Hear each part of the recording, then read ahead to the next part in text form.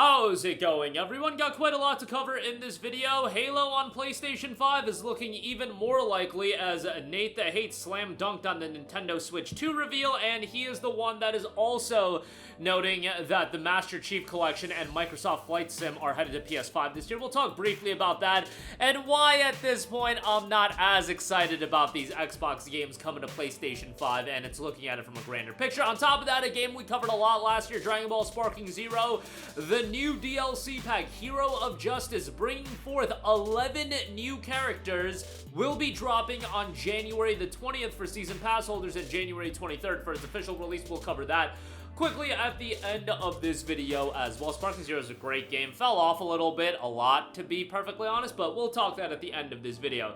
Alright, so the Nintendo Switch 2 has been officially announced, and Nate the Hate did slam dunk on the date of the reveal, and now that Nate the Hate is getting a little bit more attention, definitely he's kind of ascended the ranks as far as the video game leakers or reporters, whatever you want to call them. He is also noting Halo the Master Chief Collection and Microsoft Flight Simulator are headed to PlayStation 5 this year. Alongside the PlayStation 5 release, I would imagine MCC is also headed to the Nintendo Switch 2, and that's an announcement we could very well see at this Microsoft event that's happening on January the 23rd. Developer Direct is what it's called. Brain farted a little bit on exactly what the name is. He's also suggesting that Sony's next State of Play is planned for February, so you could see some announcements there. Now, obviously, MCC coming to PS5. Gears of War has been noted as well by some people. It's exciting in the sense that, hey, a new audience of people are going to be able to check out this game. What I am not excited about is the fact that PlayStation is now essentially left to not having any competition. Xbox is becoming less and less of direct competition, and I get it. MCC is a collection that came out when? Back in 2014, I want to say 2015. It's been a long time since MCC dropped. However, just the idea of Halo being on PlayStation 5, and let me reiterate, if Halo comes to PlayStation 5, Microsoft Flight Sim coming to PS5, Gears of War coming to PS5, Forza Horizon has been noted in the past, and we'll see how many of those come to PlayStation in 2025. What's PlayStation giving Xbox in return? PlayStation wouldn't even give Xbox a Lego Horizon. They gave Nintendo Lego Horizon, and I'm sure they'd be willing to work with Nintendo on other titles, but with Xbox, I don't think they're going to be giving Xbox any games. I think they'll give Nintendo titles because Nintendo kind of lives on an island of their own, thus meaning PlayStation is left with no real direct competitor, and that leads them to do absolutely wild things. I truly believe if PlayStation wasn't in such an advantageous position, they wouldn't have pushed for live service as hard as they did, because why they were able to push for live service so hard is because they have already drawn people into their ecosystem, and there's no real competition to draw people out of their ecosystem. So what they tried to do is establish other ecosystems that could generate perpetual revenue on top of the PlayStation ecosystem that they've already established. If they were in a position where their back was against the wall and they needed to drop an incredible game after incredible game to draw people in to the PlayStation world, I think they would have been more focused on their first-party single-player games. And if they did do this huge live service push, there would have been real consequence in this world that we're living in now. Yes, it's unfortunate for PlayStation that they're gonna lose a bunch of millions of dollars on all of these live service games getting canceled, but in the grand scheme of things, they're not gonna be losing any market share. People aren't gonna look at this and be like, okay, Xbox is doing huge things. No, in fact, in 2025, Xbox is probably gonna release more games on PlayStation than PlayStation's gonna release on PlayStation. Think about that for a second. If Halo MCC is dropping on PlayStation this year and Microsoft Flight Sim, that's 2 games right there. We already know about Outer Worlds 2, as well as why am I brain farting? Doom the Dark Ages. That's 4 games that they're is PlayStation dropping 4 games on PlayStation this year? I don't know. They got Lost Soul Aside, they got Ghosts of Yotai, they've got Death Stranding 2, and I'm sure they've got a couple of other games, and maybe they'll be at 4 games, but I could see Microsoft easily getting to above 4 games and it being 4 to 6 titles, which is hilarious to think about. And what's PlayStation giving Microsoft in return? Nothing. In a vacuum, obviously. Very happy that people that have a PlayStation console are going to be able to play Halo, are going to be able to play Microsoft Flight Sim. That's great. However, I am just saying that a world where there is no competition, where there's no check for PlayStation whenever they do nonsensical things, that's not a world that anybody wants to live in. You want a healthy, competitive environment, and Microsoft just going to the wayside, that's not a good thing, and that very much leads to Sony doing whatever they really want. I just hope PlayStation has some sort of competitor. I don't give a damn if it's Microsoft. I don't care if Amazon gets into the console business, if Apple, if Valve.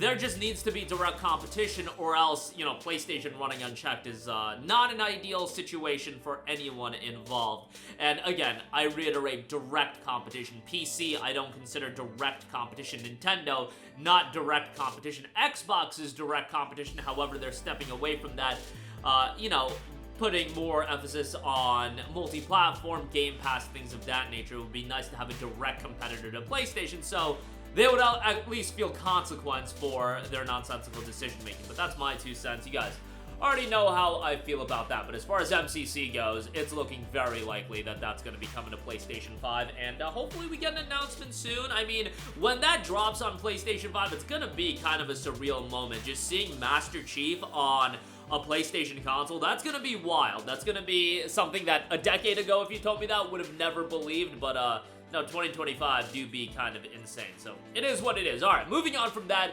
Dragon Ball Sparking Zero has gotten its DLC pack, Hero of Justice, revealed, and it's all of the characters from the Dragon Ball Super superhero movie, and a lot of the characters that we expected. Piccolo, Orange Piccolo, and then you have the super variant of Gohan. There is Gohan, Super Saiyan Gohan, and Gohan with the glasses and the Piccolo cape, and then Beast Gohan is in there as well. So I know that's going to be the big character everybody's going to be super excited for. Thought Beast Gohan was pretty awesome in Super Superhero. I actually like Super Superhero as a movie, just because Gohan was always my favorite character in Dragon Ball, and he totally got the short end of the stick after the Cell Saga. I get it, people like Ultimate Gohan, but Ultimate Gohan just pulled up, got whooped, did some damage to Buu, and then Buu absorbed Gotenks and Piccolo, and then Ultimate Gohan just got whooped. So it's like, what'd you really accomplish? That Great Saiyaman nonsense? I hated the Great Saiyaman nonsense. So I feel like with Super Superhero, at least, you know, you got some shine. Beast Gohan's pretty cool,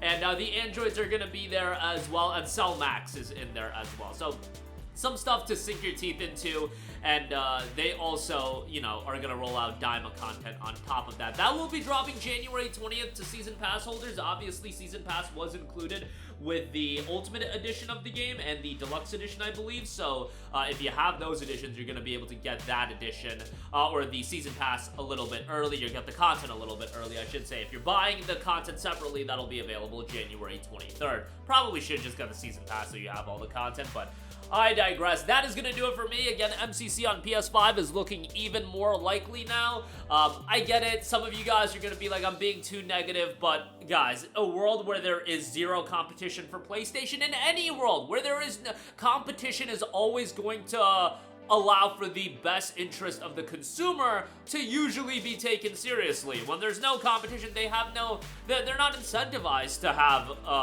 you know, incentivized to do things for the consumer. At least not to the same extent, but I digress. MCC probably coming later this year. We'll see on Gears and all of the other titles. Forza Horizon's been rumored for a while as well. Forza Horizon 5, that is.